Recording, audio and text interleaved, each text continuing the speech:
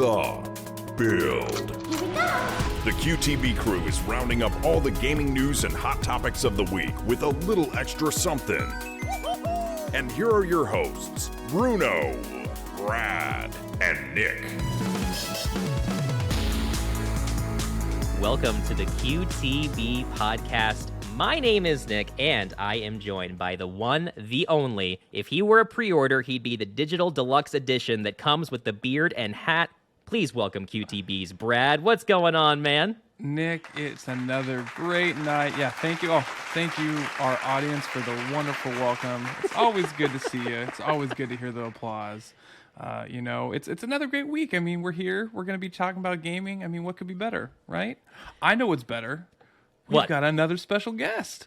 We do have a special guest. I see him over there, and this is we've had him here before, but not in video form. Okay, so right. This jean jacket thing going on here, I'm loving it. Haven't seen it before. From Premium Edition Games, please welcome Barry Carenza. What's up, Barry? Hey, thank you so much for having me. It's a vest. Yeah. You know, it's not a full jacket. It's a vest. But yeah, Even better. Okay. Yeah, right. Bringing it back, old school. Definitely. I see you got the some Premium patches Edition on there. I was patch. gonna say, Yeah. Yeah, these are our challenge patches. You know, wear them with pride. You have to earn them, so might as well show them Yeah. off. I see Super Blood Hockey on there. That's a good game. Yeah, awesome P. Got some Demons tier. Got some Robot Named Fight down there. That's incredible, Awesome. man. That's a piece of that's a fine piece of the collection. Yeah. It's a very special piece to me because I had to earn these. That's right. Yeah, and we'll be getting into that a little bit later with your Series 4 releases. And we got some great news to get into, so let's go ahead and do that now. But of course, first, we have to say thank you to today's sponsor, and that is going to be our friends over at Belkin. Now, listen, we have, whether you'll be listening to the QTB podcast or your favorite music on the go, a quality pair of wireless earbuds are a must these days, and Belkin has the perfect deal for you. Right now, you can save on all wireless earbuds now through May 22nd by using Sound 20 at checkout. That's right, 20% off even their high-end Soundform Rise True wireless earbuds that feature 2 microphones in each ear for maximum call quality, IPX5 water resistance. Don't even know what that is. It sounds important. And a 7-hour charge outside of the case. These earbuds offer incredible sound quality and comfort at an even more incredible price. And they're taking another 20% hit when you use Sound 20 at checkout. Use our affiliate link in the description to shop qualifying products and hear what you've been missing with Belkin. You like that? You like our new little Jim Jam here? Bruno, I got a soundboard. I did it. I'm saying I'm rocking out to this. This is great. Yeah. Gonna sell some products. And Okay, how can that not be a great collab? Quit the Build, Belkin, 20% off. Use the link. Check out. Get some sweet new swag, some sweet new items to fill out your portfolio from Belkin. It's a great opportunity. How can you not? Absolutely. And I am going to show you here real quick because you can only get this exclusive deals page when you use our link. It won't show up any other way. And there you go. You can see all the products that qualify, even some of their charging cables. You can get the 20% off, and this is the price before that. So yeah, definitely check them out. And thanks as always to our friends at Belkin. Well, yeah, our first big story for today, and this one is coming from VideoGamesChronicle.com, talking about Phil Spencer's response to I would say a very concerning issue that is happening right now with Xbox first-party games. And essentially what this article is talking about is how we now know that both Starfield and Redfall have been delayed this year to the first half of 2023, which has really caused some big problems for the first-party lineup for Xbox, now in 2022. Phil Spencer did issue a release saying that he acknowledged fans are eager for more first-party games, and stating, of course, they need to give these studios the time to create quality products. But you have to figure, with all of the news that it's been in the last year of Microsoft acquires this, Microsoft acquires that there would be something else coming down the pipeline, that we wouldn't have to rely on these very sparse titles to get us through 2022, especially since 2021 was already the year of the delay, right, Brad? I have to laugh if they just ran out of budget. They spent all their budget money this year on acquisitions and not for the development, studios for development, right? They're out of cash in 2022 already, and it's not even June, right? But you wonder, right?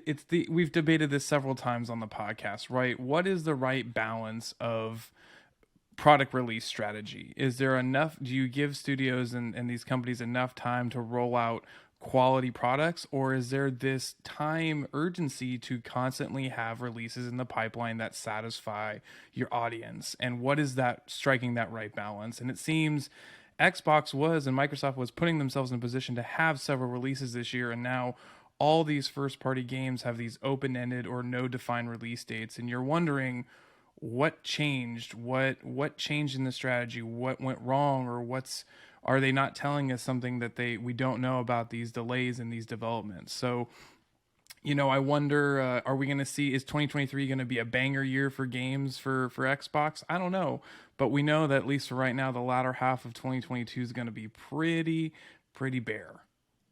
Yeah, it seems that way. Barry, I'm looking at this list of just all the things that Xbox has acquired in a pretty rapid span of time. I think back in 2017, it was 343 and one other studio. Does this news surprise you that these two big games are being delayed? And, what do you think the game plan needs to be for Xbox in the next 6 months to a year? I honestly think when I heard the delay, it didn't bother me, and when I heard the outcry about the delay, I was actually shocked. And maybe that's because my perspective is on all the consoles, all big three. But just looking at this year, let's focus on 2022. Nintendo just released a very big delay with Breath of the Wild 2. Big delay. And, Yep. Metroid Prime 4, obviously, we have no idea what's going on. But how did they counter that? Splatoon 3 also seemed to have a delay. So they moved Splatoon 3 back. They moved Xenoblade Chronicles 3 up to fill the spot. They still have Advance Wars in limbo because of the situations overseas. We don't know Right. when that's coming out, but they're making it work. And they don't have 120 billion studios like Microsoft. Um, when obviously people want to play Breath of the Wild too, but they understand, hey, it's being delayed. That means I'm going to get a better product. It's worth waiting for. And when I saw the delay for Starfield, I'm like, you know what? I'm not sure if I'm going to get Starfield, but I'd rather them be delayed so the developers aren't rushed and push out a broken product. Look at Cyberpunk, right? We all saw it. Pushing out a broken product is worse in the grand scheme of things than delaying a project and having it be mind-blowing. So, where are the other studios that Microsoft acquired? What are they doing? I'd love to know that. I want to know what Rare is doing. Like, I've been waiting for, Banjo. I've been waiting for Conker. I've been waiting for classic Rare to come back. I've been waiting since 2001. So, Yeah. I've been waiting a long time for this, and they still Hmm. haven't shown up. What are the other studios doing? You have Obsidian, you got Double Fine, you got all these great studios. Um, Ninja Theory, I'd love to see what they're doing, but I honestly like let's put worst case scenario here, right? Let's say Microsoft has no more first party games for the rest of this year. Halo is it. Now I doubt that's true. I'm sure there's going to be a Forza or something like that. But worst case, that's it. Do I think that's red flag? Oh my God. No. You know why? Because there's so many games every week. There are so many games. Look at the indies. Take this time to look at the indies. Take this time to look at all the games, maybe in your backlog. Like, we all have backlogs, right? We don't have enough time to play all these games. Play some of those. Enjoy those. Take a look because I'm sure you're going to find your next favorite game without even realizing it. And that's only if you're an Xbox only gamer. If you're not an Xbox only gamer, you have a PlayStation, you have a Switch, then there really is no issue. Because if you're not playing Microsoft, okay, then play PlayStation, play Nintendo. There are going to be great games coming out the second half of this year. You got God of War coming out. Like I said, Xenoblade. You got Splatoon. You've got the titles that we don't even know about because E3 June hasn't happened yet, and most companies will announce their second half around June. So there's, Bayonetta 3 is probably coming out second half. Like, that's big games. And there's Yeah. still probably stuff we have no idea is in the pipeline, and they're just going to surprise us. There's supposed to be a Horizon VR and PlayStation 5 VR coming. That could be cool. So I think this can only be an issue if you are an Xbox only gamer and you only play first party Xbox games. Like, you ignore the indies, you don't have Game Pass, you don't, then sure. Then I can see you having a really bummer end of the year. But if you Hmm. play other games, if you have other systems, you know what? I say don't, these are developers, right? These are humans. Let them work. Don't rush it. Don't make another Cyberpunk. Don't put out a game and say, oh, we need a day one patch just to make it work. Let them put out a game, let them put out an amazing game, take their time. And so we all go, oh my God, next year, game of the year is Breath of the Wild 2 or Starfield. Oh, what a tough decision, as opposed to, well, Breath of the Wild 2 was delayed and did well, and Starfield was rushed out, and is Cyberpunk, Part 2. It's a no-brainer. I'd rather there be, a good series of amazing titles that everyone's debating what's truly better, but you're arguing between a 10 and a 9.9 as opposed to, a fanboy that's like, "Oh, my game is better even though it's a 4.8." Um, let these Right. developers have some time. Well, you Yeah. raised two really good points. One, Game Pass should be a way just for even just Xbox owners to fill their time and to fill their back catalog. But two, you raised a good point that I wonder, I think most people have more than one console, more than one platform. Nick, you're one of those, right? You have several platforms at your disposal. You've got an Xbox, you've got a Switch, you've got Stadia. How are you going to be treating the rest of the half of the year if Xbox doesn't have any of these releases coming out? Well, where are you pivoting to? It's like Barry said, I've got a million things to play. I mean, the backlog is never ending. It's a very much a problem that is kind of a symptom of these recent generations of games where, like, at any given moment you're $10-15 away from having access to a concerningly large backlog of games that you're never going to be able to get to. And it really has been, the last 2 years, I think especially, really have been kind of the rise of the indies, because they've been able to step up and meet that need in between these big releases. Yeah, dev crunch and game crunch culture is as more prevalent now than it ever has been.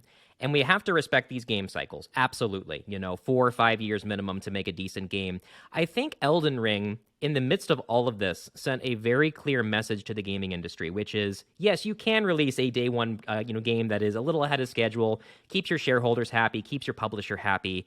But look at what can happen to you financially and critically when you release a game that on day one is essentially a finished and unbroken product, right? They continue to smash sales numbers there with Elden Ring. So I think a lot of game developers should be looking at that, and publishers, and saying, you know what, yeah, let's pump the brakes, because good Lord, Bethesda, if there's one thing they're known for is a day one launch disaster. Really, what Elder Scrolls game hasn't released in just a hot mess state, and of course Fallout and Fallout 76 becoming notorious for that. We really need to see, especially their upcoming games, really have something special that's gonna, day one is gonna get people excited, especially when you're talking about a brand new IP, which Bethesda hasn't touched in a very long time. Yeah, that's kind of where it is for me. I've got tons of other things I'm gonna be playing. So you brought up a really interesting point about dev crunch culture and all of that, and it's been the last couple of years. Are there certain franchises or games or anything, Barry, you can think of that's contributed to this cycle crunch, dev crunch, in terms of expectations of games coming out so quickly every year? I mean, I feel like there's certain franchises that we can kind of call out and say, man, every year they're coming out with a new version or a new release, and they rotate developers, but the brand still exists every year, right? Yeah, I mean, for sure. And I think outside the obvious sports games, the biggest culprit of that is Call of Duty, hands down. Like there's no question. Call Hmm. of Duty, I think, has done the most harm to this industry as a whole, in multiple ways. One, it put dev crunch on developers, and they had to make. I think there's 3 studios now doing it in a 3-year cycle, and people have started to see diminishing returns on it. Right, the last few Call of Duties were not very well received. That's one. Two, it created this boom for first-person shooters, which is great if you love first-person shooters, until every game released is a grayscale first-person shooter. And it's like, all right, there's 1,000 of these now. What makes yours so special? And I think when you look at Call of Duty sales numbers, right, they sell like 18 million units. And then you take a company like Square Enix, who looks at that and goes, oh, well, Tomb Raider only sold 4 million. That's a failure. And you go, that's 4 million. How is that a failure? You're Hmm. profitable. Why are you saying that's a failure? And that I believe was one of the reasons they led to selling their Western games. And it's to me it's astonishing that there is even this culture. Like you would think that the gamers overall would be more appreciated or appreciative of the developers, because most developers now, like in 2022, started off as gamers. right? It's not the 80s anymore where it's a pioneer thing and brand new, or even the 90s. Most developers now started off playing video games, loving video games. They know what it's like, and they just want to deliver the best product. I don't care what game is out there, even if a game that's terrible. Those developers didn't go, we're going to make the worst game ever. They're set out to make the best game they could make. And even though some are downright terrible, you got to give them props for trying. And you mentioned, backlog. I think if you look at just this year, we've had some pillar titles. Like I'm just getting to Elden Ring now, and I'm loving it. But I'm just getting to it now. Why? Yeah. Because we had Hmm. Kirby, we had Horizon Forbidden West, we had Rune Factory 5. There's every week there's been these games that just come out, and everyone has different tastes. But there's been some bangers already, and it's only May. We haven't even hit the June presentations yet. We're not halfway through the year. So if the average person, if you play a game a month, there's already some stellar games for you to play. If you play more than that, then go to the indies. If you only have time to play, a couple hours a day or even a week, games like Horizon, Elden Ring, they could take you the rest of the year. So I Yeah, really easily. don't think it's as big of an issue as people make it out to be. I think a lot of these people are just, they're vocal. They're upset, which is understandable. Maybe they were looking forward to these games, and they're just vocal, and the sky is falling to them. But they're a minority. There's the rest of, gamers are there's so much to play. And I guarantee you, if you go to Game Pass, if you go to the eShop, if you go to the PlayStation Store, you're going to find a title that you've never heard of. You're going to watch a trailer and go, that looks great. Let me give this a shot. And you'll probably find something that will really fit your needs. Like, the indies are killing it. They are killing it right now, and especially that they're finding homes on places like Game Pass that really give them some visibility that they simply wouldn't have had otherwise. And yeah, I mean, all again, great points across the board there, Barry. One of the perks of following us live here on the QTB podcast when we stream on YouTube, which is on Tuesdays at 11 p.m. Eastern Standard Time, by the way, is you get to join the conversation. We bring in some viewer comments, and Dudus Monk saying it just works, of course. If there's one thing you're going to quote from Todd Howard, it just works. And hopefully he can say that. Speaking of which, we do have the Xbox and Bethesda showcase coming up on June 12th. And I think this may be where the damage control comes into play, because now they're going to be able to give you a lot more information about games like Starfield, and there's been very sparse. We still haven't seen a whole lot there. Hopefully they can follow that up with some kind of concrete release date, not just a Q2, Q3 thing. I think that's going to help generate some hype as well, or even offer access to some kind of early, program, or, Bethesda loves to do that of, hey, come break our game for us. We'll see what happens, and that's a joint Xbox and Bethesda presentation. So I think there's going to be something exciting in the works. They know this is their weakness, and they are very good at recognizing that and responding to it in a quick way. And I think that's going to be their way of doing it. As you pointed out, Barry, with the absence of E3, everyone can kind of just go their own way, but everybody is still kind of gathering around that June month. So I think it's going to be a very interesting summer, and yeah, there's games to play. I gotta say though, I gotta give them a little bit of credit. At least they're acknowledging it. At least they're coming out and putting out some type of press release, a statement. Phil Spencer came out, gave a statement. I appreciate the transparency, right? To be honest, like other companies tend to go internal and stay mum or stay quiet until they have a fully baked or, thought out marketing and strategic response approach, where this is just honesty. And I appreciate it's kind of refreshing, at least for me, to at least get some honest take and say, hey, we want them to be good and we're gonna take some time, and that's, I don't know, it's kind of like a breath of fresh air to at least compared to what's been going on lately. So Yeah, I I hear agree. you. It's the whole don't shoot the messenger, right? Phil had to get out there and had to make this announcement that he knew was going to upset people. And transparency is rare, but there's more companies that are doing this, and anytime they go out and do this, it should be applauded. I'm sure announcing that Metroid Prime 4 was being scrapped and had to restart was a very hard message to give. Period. Yeah. End of discussion. There's a lot of people looking forward to that game. Announcing Breath of Hmm. the Wild 2 has been delayed for another year. That's like putting out to the fire squad. But the response that I've seen has been positive overall. Like I said, this was the first time I saw some real negativity and people upset about it, a delay in this regard, because sometimes delays are for the better.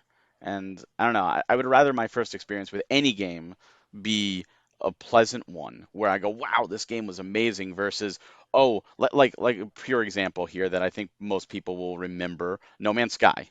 I was so hyped for No Man's Sky. I got that day one. I played it. I was like, this game is not for me. I'm having a terrible time. All that hype, I was built up and let down. And now I've Yeah. heard that the game is fantastic. It's reborn, but that ship for me has sailed. Like that's me Mm. personally, and I know other people feel the same way. Final Fantasy 14 came out and was hot garbage, and they rebranded it. Now it's Square Enix's best game out there. It's fantastic. Yeah. But it takes a lot to win people back. It's very easy to make a first impression. People are already excited. But if it's a bad first impression, you're going to have a real hard time to say, "Oh no, we fixed it. Please come back." They've moved on. But if you make a really good first impression, they're going to recommend that to their friends. Now you're going to get more sales. So it's absolutely worth delaying to make a better product. You got it. Yeah. Again, well said. Barry, you got this under control. It's almost like you have your own podcast or something. It's almost like I do love this. it. Yeah, exactly. But yeah, we will see, and yeah, we've got so many gaming options right now. I mean, I've still got, if I'm being honest with myself, probably a solid 30, 40 games, many of which are AAA that I need to get to. But I'll tell you one place where there won't be delays, Brad, and that is going to be our Patreon. Absolutely. Thank you, as always, to our Patreon supporters, like our QTV and Fuego supporters, Epic Capture Productions and Matt.Fat, and our QTV Plus supporters, Nick, The Dudist Monk, Indie Gamiacs, Alan Abadessa, Mr. Grove Games, and the Intergalactic Pinecone, and Fluffy Bunny as well. If you would like a shout out on each and every episode, including access to our QTV Nostalgia Vault, Brad, you and I just talked about the glory days of 90s McDonald's, branded ashtrays and all. Good times. I love sitting my butt down on a burger.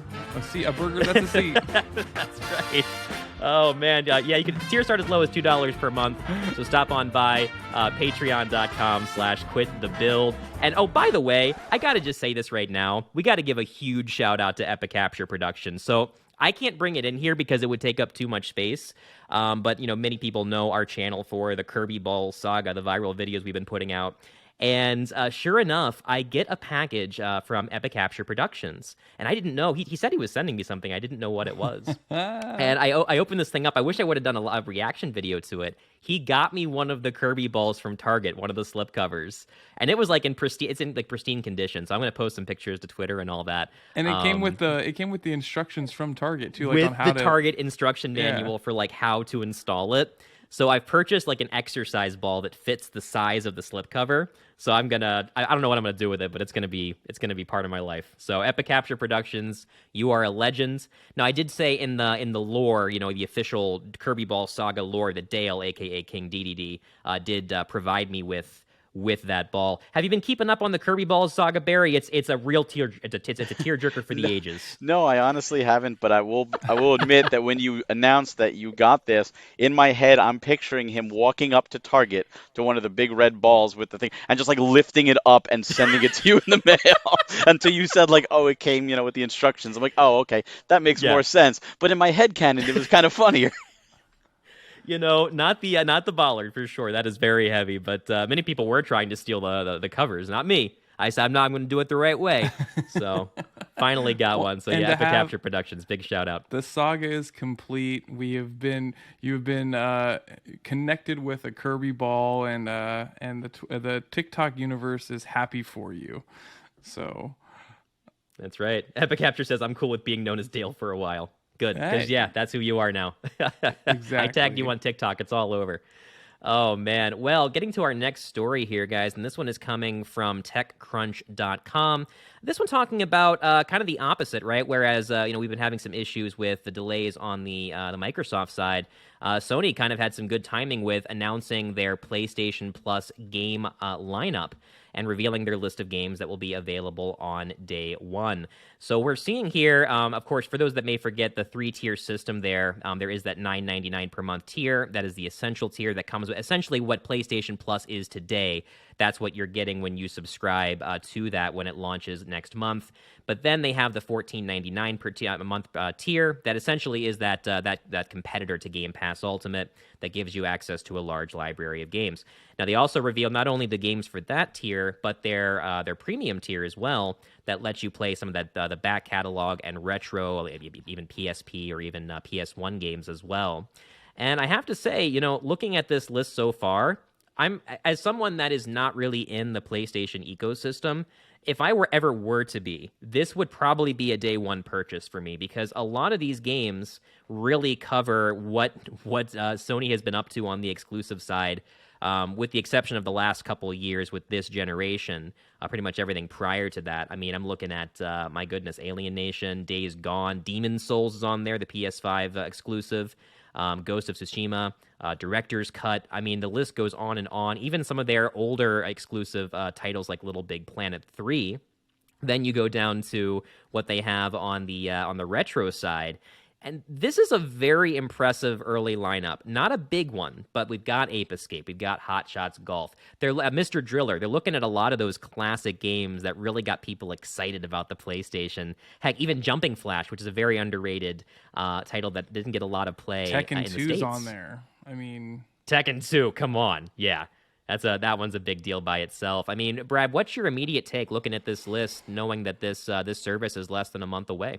I feel like for as much flack and grief that we and others have given the ambiguity of these tiers for PlayStation and their pseudo Game Pass that's coming out here, a la Game Pass on PlayStation coming out, this is the first time I can say that you're seeing some granularity and some texture to what they're really bringing to you and the value. And I think it's gonna stick a bit more than I think people were expecting to, because PlayStation fans are loyal and they're gonna want to support their console and then their business. And this is enough to, I think, for a lot of fans to get you to commit to at least the mid tier, if not the top premium, to get all of the PS3 exclusives and titles as well. So, Yeah. I think you're right. It's not comprehensive, but it's strategically well articulated at this point to get people to jump on board, and they can just roll out additional content over the next 6 months to a year. What do you think, Barry? It's not a bad list. I know some of the stuff is on like the PlayStation Classic as well, and obviously the PlayStation Now. I think what it boils down to is how do these games perform? Like you're talking, PlayStation 3, you're talking PSP, you're talking systems that aren't customarily thrown out there, right? They're hard to emulate. The PS3 is not backwards compatible because it's different chipset. It really depends on that. First and foremost, if they perform terribly and they don't do anything about it, that's a bad thing. Look at Nintendo. They had, people were criticizing the Ocarina of Time water and stuff like that, and they fixed it. They addressed it. Is it perfect? No, but at least they're addressing it. But you have to look at the cost. How does it compare to Game Pass? How does it compare to NSO with the expansion pass? And what's the value there? And I think if you're a PlayStation nut, you've probably played most of these games. So if you want to revisit them, is it worth it? Sure, if you don't have your old hardware. If you know, haven't played these games before, it's absolutely worth it. Again, we're talking about, oh, no big titles for the second half for Xbox. Well, maybe you can go into these games. A game you've never played before is brand new, whether it be, a year old or 20 years old. It doesn't matter. It's a brand new game, brand new experience. And getting more people access to the older games is always a positive thing. It just depends on how they do it, and if people feel the price is justified. When NSO Expansion Pass came out, a lot of people didn't feel it was worth the upgrade. Now Nintendo listened; they're adding things, and they're constantly adding things, and there's rumors for more. And soon it will be, justifiable for anybody, and it might be justifiable for you now. The same with this system. You might look at it and go, you know what? I'm fine with my PlayStation Plus. And then, they announce, oh, this game's coming, and you're like, oh, now this is worth me jumping in on. And I don't think you should be scared about it. I think you should look openly and say, is this something I really want to play? But don't just blind buy and then never touch the stuff, because then you're just giving Sony extra money for no reason. Like, use that money to buy another title, an indie, something that you're going to enjoy. Um, Unfortunately, blind fan loyalty is a thing, and there will be people that will buy it no matter what, if it has Sony's logo or Nintendo's or Microsoft's. But really, you know, go for what you enjoy. And Yeah. like you mentioned, like Demon Souls is on there, the PlayStation 5. Is it worth the subscription for? Maybe, but you could also probably go to GameStop and probably find it for, 15 bucks or whatever pre-owned, and then you own it and you can do whatever you want with it. If that's the one game for, let's say, that's pulling you towards it, is it worth doing? Would you rather just buy the game? I think this is more of a service for the stuff that can't be played on the system normally, PS3, PSP, because there's a lot of great games that people unfortunately missed out on. But it all depends on what tickles your fancy, really. So that lends itself then to you have to go for that upper tier, that top tier, right, Nick? And what's the pricing like? Can you remind us what the pricing tiers were or the structure was for these? Yeah, so right now, like I said, that base tier, right, that essentially is what PlayStation Plus is today, that's $9.99 per month. You get a couple games per month, the access to play the games online, that type of thing. Then they're going to move up to the PlayStation Plus Extra tier, that basically is the pound for pound competitor to Game Pass Ultimate. It's going to include a selection of up to 400 PS4 and PS5 games. Very, very, very good at launch, I have to say. I really wasn't expecting a number that high from them. That's going to cost $14.99 per month. Again, they have the annual tiers that do cost less if you want to bundle it together. And then the premium tier, that's where things start to get dicey because you're getting the backwards compatibility to play the PS1, the PS2, and the PSP games, and also the PS3 titles as well, like Barry had mentioned, because they just don't emulate well. They really had to probably go out of their way to make it work. And that's going to cost $18 per month. So for that $3 extra, you're getting those games, but you're also getting one of the things that I think is the we talked about this before, is kind of the anti-consumer concept, which is you're paying for demos or to have the right to play a demo. Essentially requiring you to install the full game based on what we understand about the service so far, and then having a timed a feature in there saying, well, you can play this game for X number of hours before we're going to cut you off.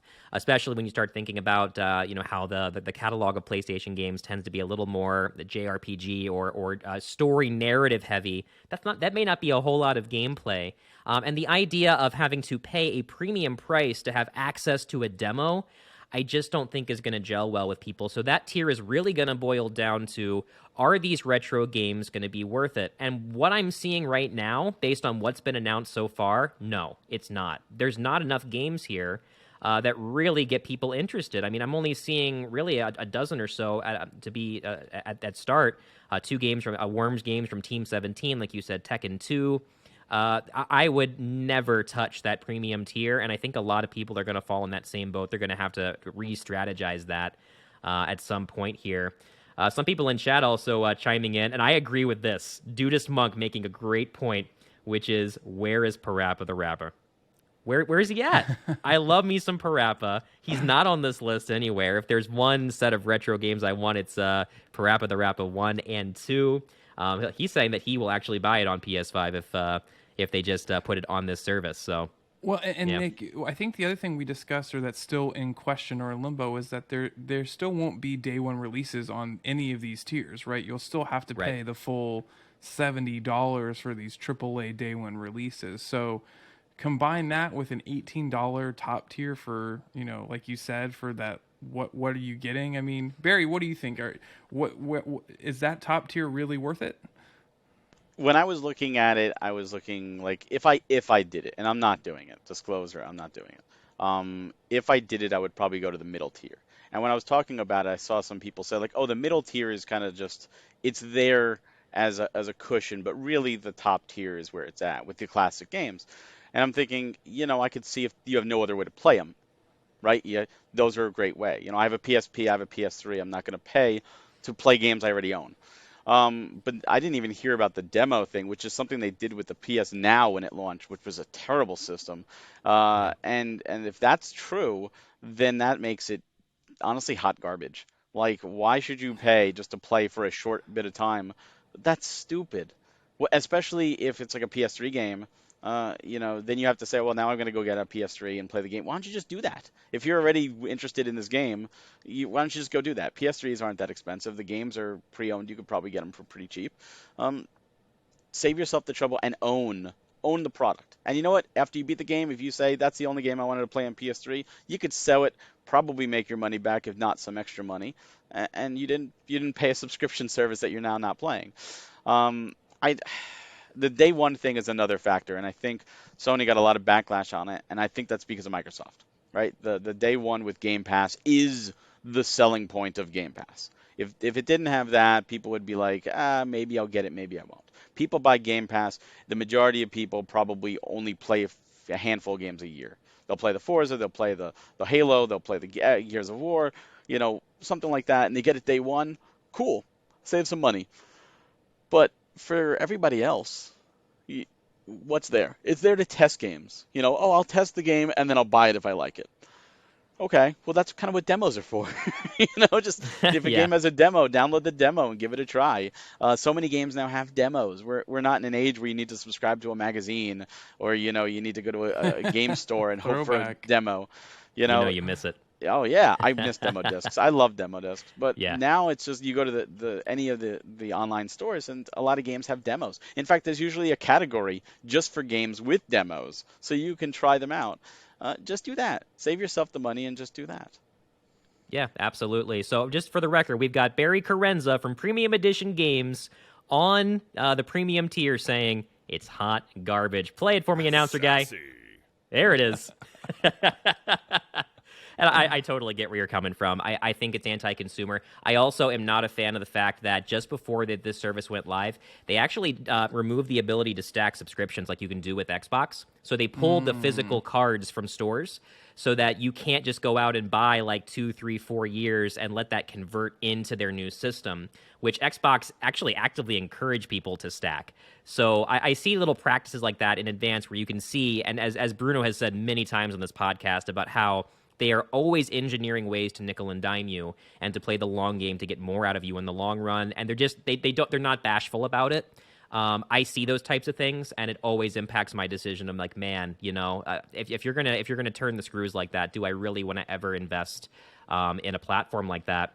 We also have Bruno in the audience right now. Normally, hi Bruno, I got a soundboard for you, and you're ready for this. He says, "I'm gonna Game Pass on this." There it is. There it is. Well, Oh, let me man. ask you this then, and this is an interesting question, and maybe it's not even, I don't even know if it's possible, but do you feel like developers could almost kind of revolt and say, we don't want to be a part of a Game Pass. We don't want to be a part of the PlayStation Plus Essential or Plus tier or Premium because we feel like you're affecting the reputation of our quality of our game or the fact that people will want to play it or not play it. Like, I could see there almost being developers who want to stay independent and just have their own releases and not be a part of these, subscription based, gaming Yeah. Netflix libraries. Right. They had talked about how, and we talked about this on one of the past episodes, about how if your game is worth, I think it was like an arbitrary number, like $35 USD or more, that you have to provide a demo for their premium tier. So I have to wonder, like, if enough people are just like, no, will they relent? I mean, they're kind of like Nintendo in that they're set in their ways, and it can be kind of hard to persuade them. But I guess money talks. Time will tell with this. We're less than a month away from the launch. Again, so far, if you're going for that pound for pound $15 per month subscription, as long as you're okay with not getting the day one exclusives, I mean, the library is pretty impressive for someone like me. But Barry, you made a very good point there that if you're someone that's been in the PlayStation ecosystem, are you really going to look at these games and say, I'm gonna play this kind of game, but at the same time, premium edition games, of course, you're all about those hard copies, right? Yeah. Well, I mean, first off, if you think about it, right? Nintendo launched NSO for $20 a year with NES and SNES, and everyone went crazy. Like, that's a great deal. $20 a year, that's not Hmm. bad. You're getting these games. That's a cool thing. And they're adding games. Then they added the expansion pass, which was, I think, an extra $30. And you got the N64 and Genesis. And people were like, no, for $30 extra a year, you're talking here with $15 a month. This is 30 for a year. That's not enough for me, right? And then they've been adding the DLC, Animal Crossing and Splatoon 2 and Mario Kart, adding in new games to Genesis and N64. And they're hearing you and they're trying to add more value without raising the price, which I got to give them props for. Sony is trying to model Microsoft. They're trying to copy. And while they have a great library, again, don't get me wrong, the library is great. You have to question, will the gamers feel the same way? If they're okay saying, "Oh, I'm fine with paying $15 a month for these games," then they're kind of being hypocritical by not paying $30 a year for N64 and Genesis games and the DLC. I mean, DLC that's like $25 on its own. So it's really kind of funny how people will judge one company more harshly than they'll judge another. And we see it with all of them. There's people who will judge Nintendo more or PlayStation more or Microsoft more. And it's kind of sad because all companies should be held to the same standards. And what you were talking about with game companies not wanting to be a part of it, absolutely. All of this stuff is licensing. In fact, again, going back to NSO, Nintendo said like one of the reasons they had to charge the $30 was because of the licenses, because they had to pay Sega, they have to pay any third party game on any service, you have to pay them. First party stuff you own, but any third party you have to pay. So yeah, absolutely they can say no. And of course, Sony could be like, oh, well, you know what? You're going to miss out on that check. And they could say, I care more about my dignity. And that's just it. It really boils down to the backlash. And if Sony cares. Look at Microsoft with the DRM of the Xbox One. If anyone remembers that horrible message, oh, it has to be online. Oh, you can't rent games or you can't trade games or you have to be connected and you don't own any game you buy. And Sony was just like, here's how to trade games on the PlayStation 4. And Microsoft backpedaled so quickly. That's what we hope to see. Sony has done this. The Vita and the PS3 stores going down with the PSP. There was backlash. They backpedaled on PS3 and Vita, which is still going to happen. We just don't know when. Yeah. So if fan outlash can change things for the better, it could also change things for the worse. So it's a very, very powerful act. So we'll see. If people universally love it, Sony's not going to change, and you're going to be paying for demos. If people universally hate it, they'll change it like they did PlayStation Now. And if it's somewhere in the middle, they're probably not going to do anything. There you go. Wow. Barry, I think you know a thing or two about video games, man. Round of applause for Barry. Let's just kick it to Barry every time. I like listening to this guy. Amazing. Well, I'll tell you who knows a thing or two about marketing media, and that's going to be our friends over at Pierce Unlimited. For marketing media that works in bespoke design to power your business, visit pierceunlimited.com. Bruno, you liking this? I even got the kill sounds. I got it all, man. I'm following in his footsteps, the soundboard master. Just trying to keep up with this guy, Brad. I know, right? I mean... Oh, man. Well, oh, by the way, yeah, so, of course, Barry, obviously, you're from Premium Edition Games. We actually gave you a shout-out on one of our last QTB speedruns talking about, physical games and the importance of them in the industry, because we had that story we just talked about with Xbox and their verification, validation server, whatever it was, going down, and everyone losing access to their digital games. I think we're in an era now more than ever where people are recognizing the importance of physical copies of games. So, in other words, this is a segue. Tell us about what you got going on there at Premium Edition Games, man. Series 4 on the way, right? Yes, that love the segue. Thank you again for that shout out in the video. That video was awesome. I totally agreed with all the points made on it. Very well done. But we always appreciate the love for sure. Yeah, so for those of you that don't know, Premium Edition Games, what we do is we take digital only titles and we release them physically. Right now we're doing the Switch, and that could always change to other platforms.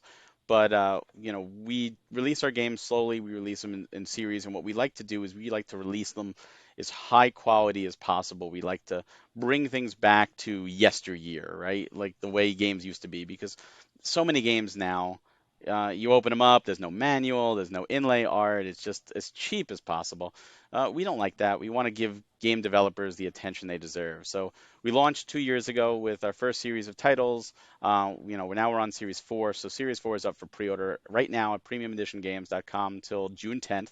And the titles we have right now are Wunderling Dx, which, if you had never played it, it's an auto-run puzzle platformer where you play the equivalent of a Goomba and you're trying to stop the equivalent of Mario. And it is hilarious, and it is, all these different powers. You can jump, you can fly, you can, get speed boosts, dashes. You could just really have a lot of fun with this. So we have two versions. We do have the standard, and then we have the retro. The retro comes in a Super Nintendo or a N64 size box, as you can see on the screen there. Comes with Yeah. bonuses. It's got vinyl stickers, which are like the fathead stickers. You can make your own custom artwork. You get the soundtrack. You get an enamel pin. You get a lot of stuff. And even in our standards, you're getting slipcases. You're getting the manual, like you're talking about, full color manuals, like 30-page manuals. And one of the cool things you're getting is a challenge card.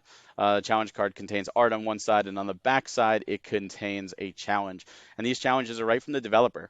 And if you accomplish the challenge that the developer tasks you with, you post it on social media, tag us, and send us an email with your information, your address, your order, and where you linked the challenge completion. We will mail you a patch, like I'm wearing, for free. It's our way of saying thank you for completing the challenge, and the developer's way of also saying thank you. So no cost. We just want you to play. We want you to have fun. Right. The second game we have is Rain on Your Parade. Rain on Your Parade is in the same vein. We're talking PlayStation here, Katamari Damacy, Untitled Goose Game, and it's in that kind of quirky, fun style game. So you play a cardboard cloud suspended by strings, and you go around each level, truly different objectives to ruin people's day.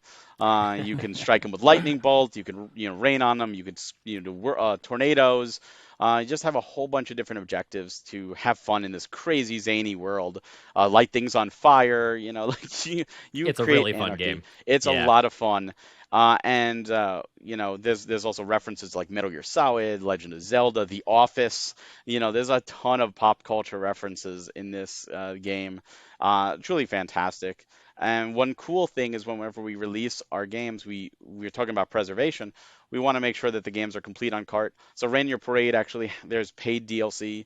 That's coming on the cart. So you're getting the whole game. Sweet. Wonderling, when we signed Wow. it, we waited for the DX update so that you're getting all the extra levels, all the extra content they added. That's what we strive to do because we believe truly in preservation. So it's $50 right now for the standards, 70 for the retros we have. And we have our Series 3 that just started shipping, and they look amazing. We have brand new slip covers that we just did, full color. We got some foil going on. We really love foil. We're really big on being like working designs in that sense. We really want to give these packages some love. And we also introduced something new with Series 3 and also Series 4. If you pre-order with us during this window on premiumeditiongames.com as a free bonus, just a free bonus, we're throwing in custom dog tags. So each game gets their own custom dog tag. Like I have here Cathedral. Oh, These are cool. printed on here. These are not a sticker. These are custom printed dog tags. Just our little way of saying thank you. And right now on the website, we actually have a chain with some of our earlier series titles, and you can collect your patches and you can collect your dog tags. Just little fun things. Just little, we want to have fun because video games are supposed to be fun. And one of the main things with the patches is, we talked about backlogs. I'm doing this all the time. I buy a game, I put it on the shelf, and then I don't get around to playing it. We Because we go slowly, all of these games are curated. They're games we as a team love, and we think you will love them too. So we want you to open them up. We want you to experience what these developers have done because there's so many games every single week. It's impossible to play them all. And these are ones that we really think that everybody's going to enjoy. And that's are out right now. We have some great stuff coming down the road that we announced in our direct. We've got the Premium Edition Classic Series, which takes 10 aftermarket NES titles. These are from passionate developers. These are games that are playable on the NES right now. Okay. Way later on. These are custom games designed for the NES, but we're putting them in the Yeah. Switch in one cart. You can play them all. Just as Okay. one game. You get to play over 10 games on the physical. It's a lot of fun. And these are all passionate developers who grew up loving video games that just want to make video games. They want to release them on a system that means a lot to them, the NES. And we also teased for Series 5, which is coming later this year, Raji. the enhanced edition of Raji. If you've never seen Raji, Raji is a phenomenal isometric God of War style game. It is just so beautiful, told in Indian mythology. And one of the things we do is we work with the developers. So every edition you see, this is what the developers want. They tell us we want this in the retro edition. Okay, we're going to make it happen. We run all the art pieces. We don't reuse art pieces. We run them all by the developers, and they will give the approval. They say, yes, this is the video game that I've dreamed of having on my shelf, and we've tried to make that happen for them. So we wouldn't Awesome. be here without these amazing developers we work with, nor the amazing community that we do work with. So if you like physical games and you've never heard of us, give us a look. And if you have and you're a supporter already, thank you very much from the bottom of our hearts. We are very, very much appreciative because we wouldn't exist without the amazing community.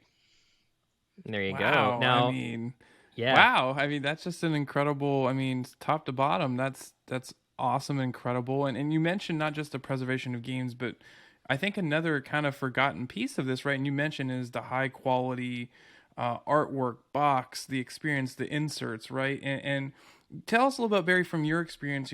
How does that add to the experience of gaming? Like the moment you buy it, you open it, you have that physical media that supports the game you're about to play. I feel like that's an added experience that you're not getting anymore. Agree. I'm a physical collector, so I don't really buy digital games. I will wait. I will wait a year or two, whatever I have to get a physical version because I prefer to have my stuff that way. I prefer to own it. I do play digital games, and I think there's a market for digital games, of course, but it's the digital only. We've seen it I mentioned before about the PlayStation Portable store going down. Those games are gone. Now Sony kind of holds them to you, like, oh, want to play them premium tier. There was a backlash with the PS3 and the Vita. Nintendo is just shutting down the Wii U and the 3DS, and people are scrambling buying. They're like, oh, I have Yeah. to buy this game or I can't buy it again. That's a terrible way to buy a game under duress. You should buy a game under duress because you have to. You should buy a game because you want to play it. And with these games being lost, you know, to time, that sucks because there's a lot of hard work done by these developers and passion, and everyone should have access and in some form or capacity to play these games.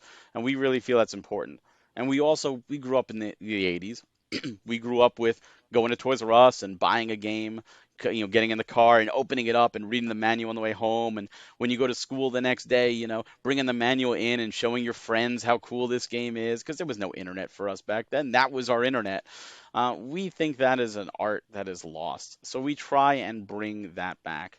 We give the full manual. We give the added levels of the artwork because every piece is a brand new canvas, and there's so many great art pieces that people don't even look at, and some people don't care, and that's fine too. But we want the presentation, and we are always looking to raise the bar, and that's what we're seeing, and that's what we're doing with our current releases, which are higher quality than even our early releases, and we always want to raise that bar for the developers, and just have fun with it. And we think, based on the reaction we've seen, people love to see quality physical. And it pains me to see like AAA titles. Nintendo is 100% guilty of this. You get the game, you open up, it's white on the inside. There's no manual. It's literally just a cart. It's like the Yep. cheapest they could do, Mm-hmm. and they're charging $60, and that's what you're getting. And it's like, look, the game's fantastic. Don't get me wrong, but your presentation sucks. Like, Yep.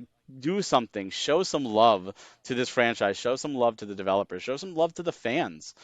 People buy collector's editions because they love these series. So all of our standards are mini collector's editions because we love these games. Yeah, and one thing that I love about Premium Edition that I haven't seen a lot of other limited edition release physical games companies that have popped up in the last 5 or so years do is these challenge patches. I think I'm guessing that's a callback to like the Atari years, right? And it was something that a lot of millennials and younger haven't really had a chance to experience of this era where a game would come with this brochure that was like, hey, if you can get X score and send us a photograph proving that you did it, we'll send you a patch. Is that where you got the inspiration for that? Actually, yes, it's from the old Activision days and the Atari. Yeah. We all thought it was a great idea, and we're shocked that it died. Like, why did that die? Why is no one else doing that? So we Yeah. even go above and beyond with that because we do an unboxing patch too. We say, you know what? Maybe the challenge might be too difficult or you haven't gotten to yet, but if you do an unboxing video, show everybody what we put in our packages, we will send you an unboxing patch for free. Again, just another free thing. And each series gets its own. Like this is the Series 1 patch. It's our logo. The Series 2 patch is the logo, but a Nintendo Power. Oh, Series 3 cool. has a Yeah. brand new patch. Series 4 is going to have a patch. So every series has an unboxing patch. So if you want to collect them all, you can collect them. And what's cool is that the patches are not universal in the sense of shape. You got the square ones, like Mighty Fight Federation is here from Series 3. Cathedral has a slightly different shape. And then you got Phoenotopia, which is a completely different shape as well. And all of them have names, if you notice. And those are right from the Activision, right? The River Raiders and stuff like that. We said, let's do that. Let's bring that back. Not only are you getting a patch, but you're also getting a title. Mighty Fighter, Turtle Power, The Gatekeeper, Super Shopper. Like you're getting these titles to really show it off. And absolutely, we thought that was a great idea. And so, it's All right. amazing that no one does it anymore. I know you probably can't tell us, but can you give us any clues to what the Series 4 Premium Edition patch may look like? Can you give us, our listeners, any clues? The unboxing patch for Series 4 has not been created yet, so no, I can't. I don't even know okay. it hasn't. That unboxing patch has not happened. Series 3, absolutely, but we haven't figured that out yet, and that's a fun aspect of it, is trying to come up with something to really drive home, like, yeah, this is for this series, and this is something that sells for this series, like it goes along with. And I haven't seen the challenges for Series 4 either, to be honest with you. I don't even know what they're going to be. I hope I've done them already, but if not, I have to go back and do more. Because that's one of the things, is we don't want the challenge to be too difficult, then no one does it. We don't want it to be too easy, like some trophies, like boot up the game trophy. Like, no, like you've got to do Achievement something. unlocked. Yeah, like exactly. But it's got to be something fun. Like Super Blood Hockey, you had to kill a player in franchise. And we have all these different fun ways people are dying and people are showing it. And we've noticed it gets the developers a lot of extra attention. They get tagged in on it. They see people enjoying their game, which I think is one of the best things you can have if you're a developer, see people enjoy your product. And that's the fun of it. Is something shared, people enjoy it, and people start, oh, you did the challenge, I could do it too, and then we have people in the community like hunting. I want to be the first. Who's going to be the first? New series. I want to be the first to do it, and show it off. And it's really created a different type of community, which is I think a positive one. And I hope people enjoy it. I really do, because it's a labor of love. Yeah, an important thing to do in today's day and age, and also important that we support the manufacturers like Nintendo and platforms that allow for companies like this to exist and to make these kind of products. So great stuff as always, Barry. To our listeners and viewers, you can go to premiumeditiongames.com and take a look at those Series 4 offerings and a whole lot more. That link will be in our description or show notes if you are listening. Barry, every time you come on the show, man, I've got my credit card information on standby. You sell games easy, man. You're good at what you do. You know what? It's not me. I don't get any of the credit. Really, it's the developers. I don't program these games. I wish I could. I wish I was talented. I've always dreamed of making my own game. So I have to settle for, publishing it for other people who are far more talented than I am, and I'm okay with that. Really, it's the developers. These guys are rock stars. And, we talked about the rise of the indie. These guys are stellar at what they do, and they create some truly phenomenal titles. And we've seen the reaction, and they've seen the reaction. And if you haven't played them, like Wunderling has a demo. We talked about demos earlier. Wunderling has a demo. Give it a try. See if you like it. I don't think Rain has, but it was on Game Pass. And I see in the comments a lot of people liking Rain on your parade. It's a lot of fun. Mm-hmm. Yeah, I got a lot of press when it came out there. I mean, it was on Game Pass for a while, so yeah, a lot of people got a chance, myself included, to play it. So awesome. Well, Barry, thanks so much for coming on the show, and we'll have to take a look at what you got coming down the pipeline. We're waiting for that patch release, man. We want to see it. Once I have it, tag us. I will absolutely tag you in that. Absolutely, okay, definitely. Awesome. All right. And to our listeners and viewers, make sure to stop by our website. That is quitthebuild.com. We've got so much going on right there with the blog, all sorts of great, just diverse gaming articles, opinions, topics, a lot happening. Our community tab is going to link you up with everything we have going on here at Quit the Build, all of our different social media presences. We got a TikTok, we got a Twitter, we got a YouTube. You most likely know we have the YouTube if you're watching right now. And of course, we have a Discord. Shout out to Discord Lord Terry holding it down there, making things happen, posting all of those spicy memes, as they say. Memes. Terry's got them. Yes, he does. Oh, they gave me the soundboard, Brad. We're in trouble now. Oh my. We are falling. The roller coaster's falling off quick, Nick. Until next time, right here on the QTB podcast. For Brad and Barry, I'm Nick. For Barry and Nick, I'm Brad. For Nick and Brad, I'm Barry. Nailed it. Peace Say it. out. What it do?